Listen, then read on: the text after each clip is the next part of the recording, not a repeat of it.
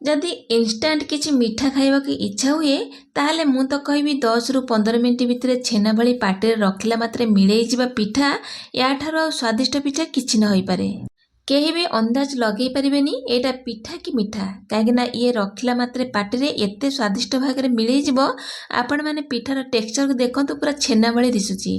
पिला भी अंदाज लगई परिबेनी आ बहुत आग्रह रे खाई नेबे।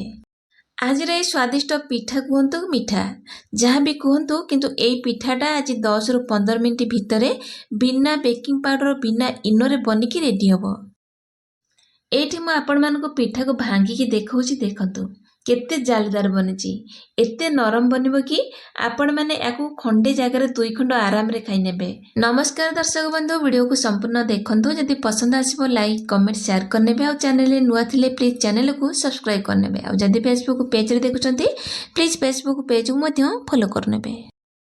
आज स्वादिष्ट छेना भली पाटे रखिला मात्रे मिलई गला पिठा पाई प्रथमे मते सुजी दरकार से मुझे गोटे गिना सुजी नहीं आपण मैंने सरुदाना कि मोटा दाना जेकोसी सुजी नहीं पारे। आपको आम प्रथमे मिक्सी जार देदबा।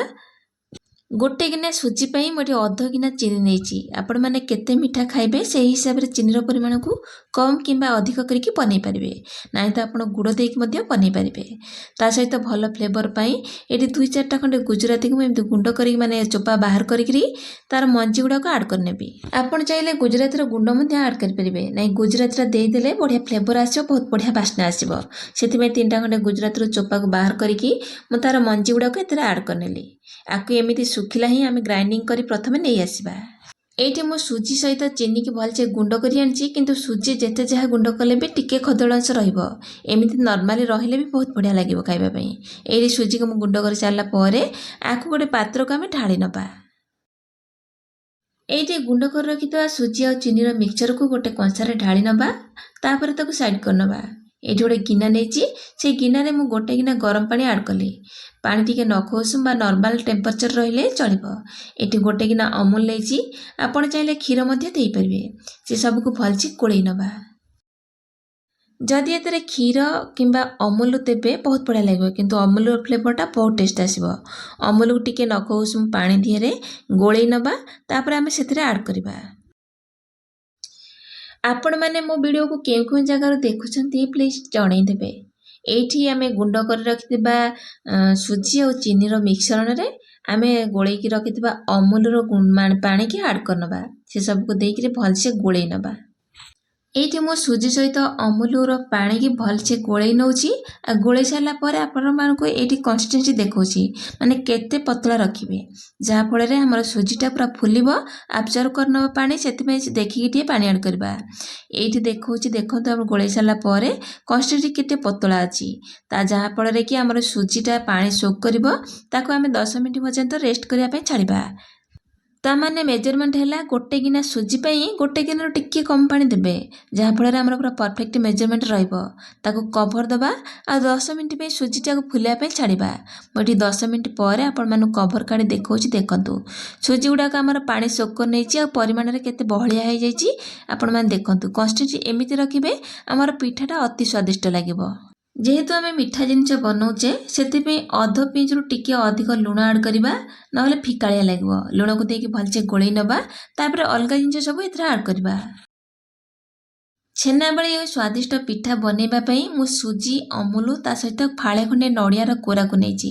आपण मान चाहिले ए नडिया को हल्का टिके ग्राइंडिंग कर नेबे। मु केवल कोरोना रे कोरेची खाइला बेले पिठारे खंडे खंडे जदि नडिया पाटरे लागिबो ताले खाइबा को अति स्वादिष्ट लागिबो। ताको देकी भलसे गोळै नबा। एठी गोटे बासन नेची आपण माने जोथरे केक बनै परिबे से गुडा को नेबे। जदि स्टील बासन अछि ताधरे मध्ये बनै परिबे। याकू एतरे टिनो घियो देई दबा जहा फल रे हमरो पिठाटा अति सहज रे बाहरी आसीबो। अल्प टिके घियो को देकी ताको टिनो चारियाडे को स्प्रेड करनबा। आपण माने चाहिले तेल मध्ये देकी बनै परिबे। एठी मो घियो लगैची ताको साइड करनबा परे आमे जो आमे गोळै की रखितले नडिया रो बैटर याकू ए बढ़िया से सेट हो जाईची। आधेरे अल्प किछि खाइबा सोडा मिसेबा जोथि पई कि हमरो पिठाटा पूरा स्पंजी और जालीदार बनिबो। ଏଇଠି ମୁଁ ଗୋଟେ ପିଞ୍ଚରୁ ଟିକେ ଅଧିକ ଖାଇବା ସୋଡ଼ା ନେଇଛି। ଆପଣମାନେ ଚାହିଁଲେ ଗୋଟେ ପ୍ୟାକେଟ୍ ଇନୋ ମଧ୍ୟ ଦେଇପାରିବେ। ତାକୁ ଦେଇକି ଆମେ ଭଲସେ ଗୋଳେଇ ନେବା। ଆପଣ ଚାହିଁଲେ ହାତରେ ଟିକେ ଅଳ୍ପ ପାଣିକି ଦେଇକି ଆକ୍ଟିଭେଟ୍ କରିପାରିବେ, ନାଇଁ ତ ଅଳ୍ପ ଫାଳେ ଖଣ୍ଡେ ଲେମ୍ବୁକୁ ଚିପୁଡ଼ିକିରି ଖାଇବା ସୋଡ଼ାକୁ ଆକ୍ଟିଭେଟ୍ କରିପାରିବେ। ସେସବୁକୁ ଦେଇକି ଭଲସେ ଗୋଳେଇ ନେବା ଆଉ ଇନଷ୍ଟାଣ୍ଟ ଆମେ ପିଠାକୁ ବନେଇବା। ଏଇଠି ଆମ କେଟିନରେ ଘିଅ ଲାଗିକି ଥିଲା। ଆମେ ବନେଇ ରଖିଥିବା ବ୍ୟାଟରକୁ ସାଙ୍ଗେ ସାଙ୍ଗେ ଢାଳି ନେବା ଆଉ ତାକୁ ଟିକେ ଟ୍ୟାପ୍ କରିନେବା। ଏଇଠି ମୁଁ କେଟିନରେ ସବୁ ବ୍ୟାଟରକୁ ଦେଇଛି, ଟିକେ ଟ୍ୟାପ୍ କରିନେବା। ଏଇଠି କିଛି ପାଣି ବସେଇଛି ଆଉ ଗରମ ହେବା ପାଇଁ ପାଣିକି ଛାଡ଼ିଛି। ତା ଦେହରେ ଏମିତି ଗୋଟେ ଷ୍ଟାଣ୍ଡ ନେଇଛି, ତାକୁ ରଖିନେବା, ଯାହାଫଳରେ ଆମର ପିଠାଟା ଉପରେ ବସିବା ପାଇଁ ସୁବିଧା ହେବ। ଏଇଠି ଆମର ପାଣି ଗରମ ହେଇଯାଇଛି ଆଉ ଆମେ ଆଗରୁ ବନେଇ ରଖିଥିବା କେଟିନକୁ ଏଥିରେ ରଖିନେବା। ତାପରେ ତାକୁ କଭର ଦେବା। ହାଇ ଫ୍ଲେମ୍ରେ ପ୍ରଥମେ 5 ମିନିଟ୍, ଲୋ ଫ୍ଲେମ୍ରେ 15 ମିନିଟ୍ କୁକ୍ ହେବା ପାଇଁ ଛାଡ଼ିବା। ଏଇଠି 10ରୁ 15 ମିନିଟ୍ ପରେ ଆପଣମାନଙ୍କୁ କଭର କାଢ଼ି ଦେଖାଉଛି।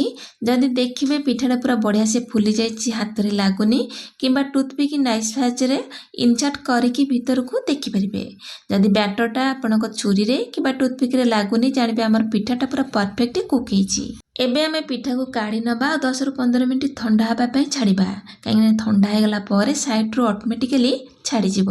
ତାପରେ ଉପରେ ଗୋଟେ ଥାଳି ରଖିକିରି ଉପରୁ ଟିକେ ଥାଳିକି ପ୍ରେସ୍ କରିନେବା, ତାକୁ ଟ୍ୟାପ୍ କରିନେବା, ବାଡ଼େଇ ନେବା। ଯେହେତୁ ଆମେ ଘିଅ ଲଗେଇଛି, ସେ ଅତି ସହଜରେ ବାହାରିଯିବ। ଏଇଠି ଆମର ତୁଲତୁଲିଆ ସୁଜି ଆଉ ନଡ଼ିଆରେ ଅତି ସ୍ୱାଦିଷ୍ଟ ପିଠା ବନିକି ରେଡ଼ି।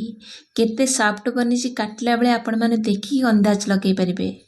ସୁଜି ଆଉ ନଡ଼ିଆର ସ୍ୱାଦିଷ୍ଟ ନୂଆ ପ୍ରକାର ପିଠା ଆପଣମାନଙ୍କୁ କେମିତି ଲାଗିଲା କମେଣ୍ଟ ସେକ୍ସନରେ ସିଓର ଜଣାଇବେ।